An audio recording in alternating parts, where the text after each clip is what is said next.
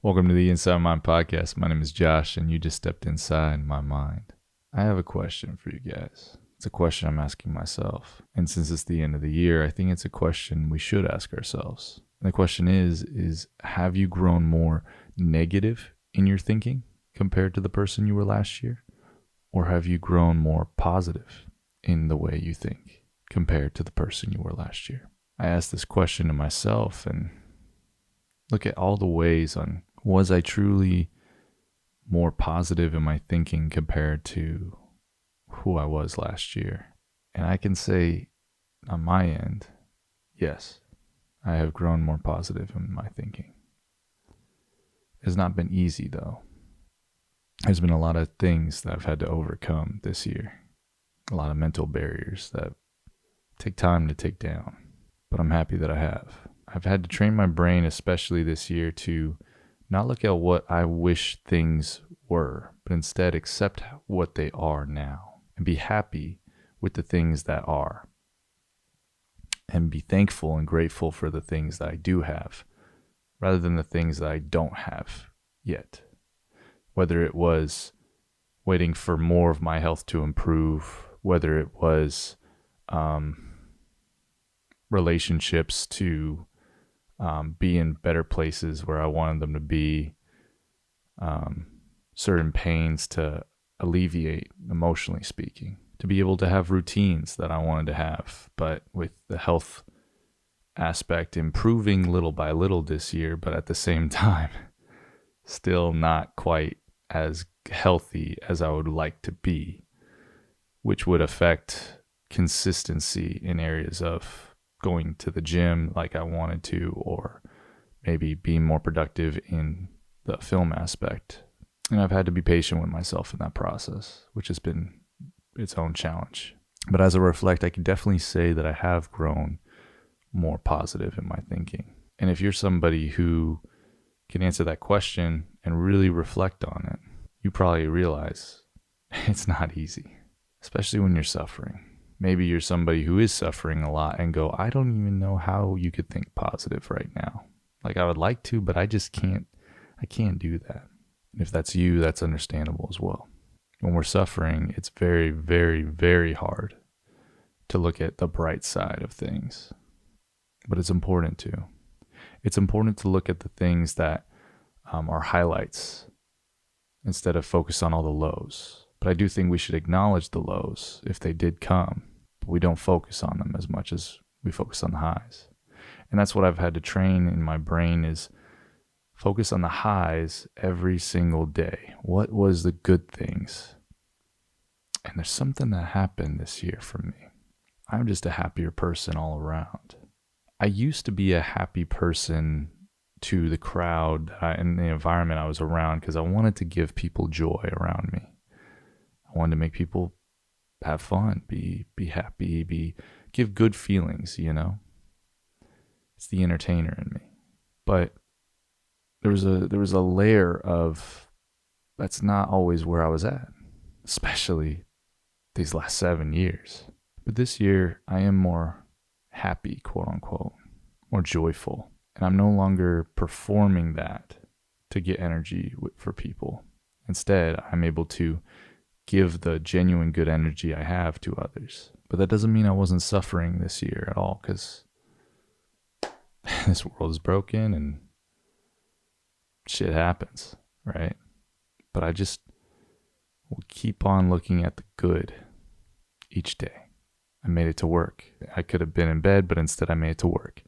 I made it to the gym that day, even after a long shift at work. I've been as productive as I wanted to be, but I got rest in. Those type of things. Now, I say all that because if you are asking this question to yourself, be very, very careful that you ask it not quickly, but reflect on it a lot. I'd suggest sitting in the quiet to process it. But I know it's hard because sitting in the quiet can be dangerous because a lot of feelings can come. You have nothing to distract you anymore. You turn off Spotify, you turn off YouTube, you turn off movies, television, You don't drink, you just sit in the quiet and reflect. Our generation really struggles to do that. And I believe that's why our generation lacks the self-awareness they desire or they believe that they have. But true self-awareness, that what I believe, true self-awareness only can come when you sit in the quiet and process it and really be honest with yourself. Am I who I say I am? Am I the person that I want to be? And yeah, it's potentially dangerous because that can bring feelings of shame. It could bring regret, memories that you don't want to think about, traumas that you don't want to think about at that moment. But it's necessary. It's needed. You have to. You have to process those things, because if you don't, it's going to make you sick over time. If we only have good emotions all the time, there's a problem. I don't mean that if you really are just in a good season and you have good feelings, that's great. But I'm sure there's things that may not be going your way or hurt you. And if you just are in a toxic positivity where you just shove it all down, I'm good, everything's great. And deep down, you're not. You're cheating yourself, ultimately. You're not only cheating yourself, but you're harming yourself. And you don't want to do that, because if the goal is to self-improve, you're leaving gains on the table. And you don't want to do that. You're missing out on growth that can already happen in your life, in yourself. I've said it before, but we got to face that shame. We got to face those feelings. I find that there are either two parties in the world right now, whether one side says feelings are good, follow your feelings all the time. Everything is either valid or they're gaslighting you. And those are just two extremes. You know, you can't always think that someone's gaslighting you. And then there's the other one. So your emotions are always valid in every 100% of the time. And there's never error in your emotions. And I just personally don't believe that that's beneficial for your life, let alone healthy. Because sometimes we're wrong. Sometimes our feelings aren't as we could feel something and that's not even what actually happened. And that's where we got to have discernment. And we got to have humility, where we consider, is what I'm feeling valid for this situation? Let me examine it. And so personally, I think feelings are good to examine. I just don't believe they're good to follow. But emotions, to me, is like shitting. It's like this. It's not appropriate to just shit anywhere, right? But there's a time and place, and you sometimes got to time it of when you let that out. And so I think that's what you got to do, is when you have those negative feelings or feelings that you don't know how to process, you don't shove them down, but instead you look for have the maturity and understanding of when's the proper time to feel this emotion out and process it. We got to set time for that. But just as shitting, if you just shove it down, you'll become sick. You got to let it out eventually. Emotions need to be let out in some form or another. They can't just sit in our body. They can't just sit in our psyche, because that damages us eventually, especially if they're negative. And so I believe, and what I've learned in my life and what I've found benefit in, is examine them. Why did I feel that way? What triggered it? And as you examine it, just kind of look and go, okay, well, let's go to the why. Okay, I'll go with a how. And then after, it usually leads us to more when we ask those questions. And I believe asking questions is the best way to learn. I believe asking questions is the best way to understand things. Asking questions is probably the most beneficial thing we could do in our lives when it comes to self-improvement or understanding ourselves in any way. And so, if you follow them, they're going to lead you to probably some destructive places, because there's going to be times where your feelings are going to tell you want something or you should go to something when you really don't need that in your life, right? Let's be honest. And we're human. We do that. I want this, but it's not good for me. I want this cake, but I probably shouldn't because I have diabetes. Yeah. I'm trying to lose weight, or this toxic relationship is probably not good for me. I shouldn't, but I feel like I need to. Saying no is really important to for our own like health benefits. And that type of discipline is challenging, man. It's hard. And that's the thing though, it's so beautiful is that the more we practice anything, the more those neural pathways become stronger. And so the stronger they are, the more you'll do it and the more easier it will become, more natural, become more habitual, become. That's really awesome because I could program my brain pretty much to either do these destructive tendencies all the time, or I can retrain my brain to be constantly doing beneficial things for myself. But because the negative is easier, we created those neural pathways. And so we got to rebuild, which is simple but challenging and frustrating as hell. But if you can endure and keep trying and keep fighting and doing that hard inner work, the results are great. One of the benefits that I've experienced in my life from doing that is I don't take things personal anymore. I really don't. I've learned to be very, like I said, healthily detached to a lot of different things. I don't get insecure about things as I used to. I feel very secure in who I am as a person all the more. And I just don't have a lot of anxiety about anything, let alone people. I used to struggle with social anxiety, and what I would do to mask it was, turn it into excitement. But I was still socially anxious. It didn't look that way, but I was super anxious. But now I'm very calm and I'm happy to be there in that environment, but I'm also not anxious. And so as I reflect on this year more and more, I'm asking myself a few other questions because yes, I'm growing in self-improvement, which is beautiful, but I'm also wondering, is it making me a better person or is it making me into a narcissistic person? Because I've prioritized myself more than a lot of other people in my life for once. I'm not doing the people-pleasing thing, but I'm also dealing with, well, am I becoming somebody who's self-absorbed? And I don't know if I could answer that question yet because I'm just kind of still processing it, sitting with it and examining myself, just watching daily with that question in my head. Am I becoming more self-absorbed? Because we humans, we love to go to extremes subconsciously.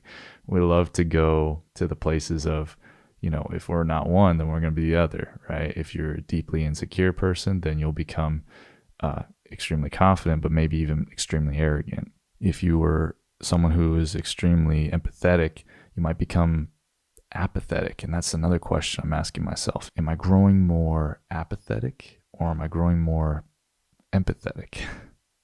Because if I'm being honest, in certain ways, as I examine myself, I see that I might be growing more apathetic to certain things.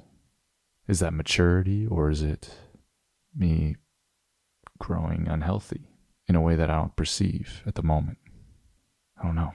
As I'm becoming healthily detached, is there also a possibility I'm becoming detached in unhealthy ways? Like, am I becoming so apathetic or detached where I'm not able to feel certain emotions? Am I lying to myself about certain things? And that's what I think about.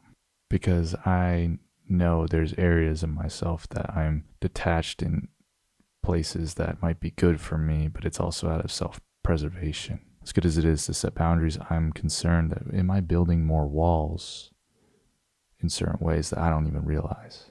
I hope I'm not growing in a way that I don't even realize that I'm subconsciously starting to push people away that I love.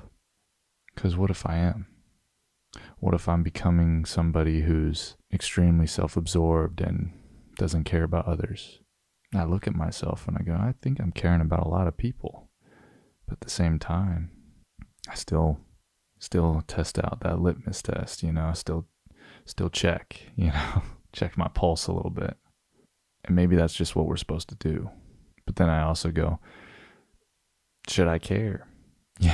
Like our generation doesn't care about that shit much. So like should I, like, am I overthinking too much? Am I thinking about too much stuff? Am I doing too much in my mind? Am I concerned about things that really are non-issues? Am I creating subconscious issues just because things are starting to be really good? I don't know. Am I just trying to create self-destruction because I'm actually experiencing serious peace in my life? I know that happens a lot. When you're in chaos for a long time and you're finally in peace, you could subconsciously try to destroy the peace that's being created because it feels quote unquote boring.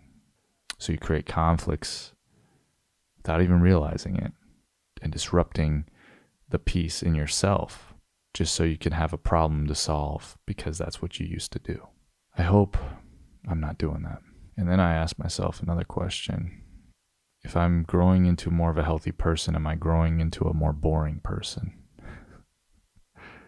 Am I becoming somebody who loses his aspect of being interesting? I don't know, Reflection is hard and it hurts depending on how you reflect, depending on your temperament, depending on what your brain starts to go to. Does it go to the negative speak to yourself, or does it go to more of a positive speak to yourself? It's another thing I've learned is just like how to speak to myself in more of a positive way, be that friend to myself that I need to be, and reparent the inner child within me. But how are you guys doing?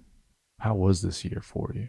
Have you learned a lot? Have you felt good in the end? Or is there a lot of sorrow this year? A lot of brokenness that you've seen in yourself? There's a disappointment and letdowns that you really hate. Do you feel more worthless or do you feel more worth it? Do you feel more like a victim or do you feel more like a victor this year? I know for me, I feel more like a victor, but the melancholy side of me still looks at the losses and goes, damn, that was a lot. I guess that just means I gotta keep working. If you are reflecting and you're not happy with the results, good. That means you have a mission. What an opportunity to overcome. And eventually, if you keep pushing, you'll win. Whatever that looks like. Whether it's winning in a way of graduating, getting that job you wanted, or mending those relationships, or making those relationships that you have better. Our generation's so self-absorbed and so into self-improvement. But the funny thing is self-improvement didn't used to be about doing it just so you can make yourself better. You made yourself better so you could be better for other people. If we're growing more selfish, then maybe we're not self-improving. If we're growing more cynical, maybe we're not self-improving. If we're growing more judgmental, we're definitely not self-improving. But I hope we are. I hope that our generation over time, very soon, stops being so toxic and puts in the work to fix ourselves. Not for ourselves or self-gratification or looking at ourselves in better ways. And so we do it from a narcissistic angle, but instead we do it from a servant angle, a self-sacrifice angle, a angle that says, I'm going to get better because I want to be better for other people. I don't want to harm my relationships. I want to be healthier to be around. I want people to enjoy my presence instead of being a stressful burden in their life or in their environment. But if you're stagnant now, you're only going to be behind. Because when we're stagnant and we're not working at it, we're going to revert, just like bad habits. Once we start doing that bad habit, we're going to revert back into habitually doing that bad habit. The only way to kick it is by replacing it with new habits. And that takes work, it takes discipline, and that takes self-sacrifice. In the moment, it doesn't feel good, right? In the moment, it feels like this is not the way I should be doing this. But your brain is wrong. Your brain will tell you it doesn't feel good right now. It's like healthy food. It doesn't feel good in the moment, but later it will. In the future, it will. Months down the line, it'll be well worth it. But the reality is are you willing to keep pushing? Are you willing to keep fighting? Are you willing to put the coping mechanisms down? Are you willing to stop escaping and start facing? Because if you don't, in 5 years down the line, you're going to be in the same place, but you're going to be older and you're going to just have more bad habits acquired. Because bad habits always lead to more bad habits. Good habits lead to more good habits. So are you willing to try, or are you willing to step away, step down, stop fighting? And now if you're somebody who has been trying so hard and you just kept getting kicked down, I want to remind you that I completely understand that. I know what that's like. Life can pummel you, right? However, you still gotta get up. Just give yourself one more day. I know it's hard. I know it feels like giving up or not trying is way better in the end. You know, it feels like it's just too difficult, you know. It's just too much. I get that. It's understandable.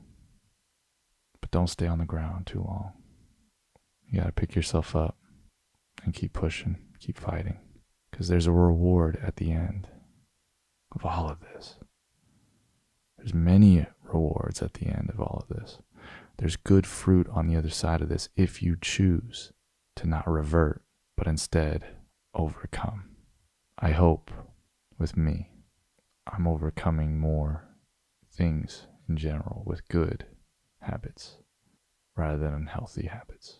But I won't know until the fruit reveals itself in the coming years. So I guess we'll find out. I guess we'll all find out.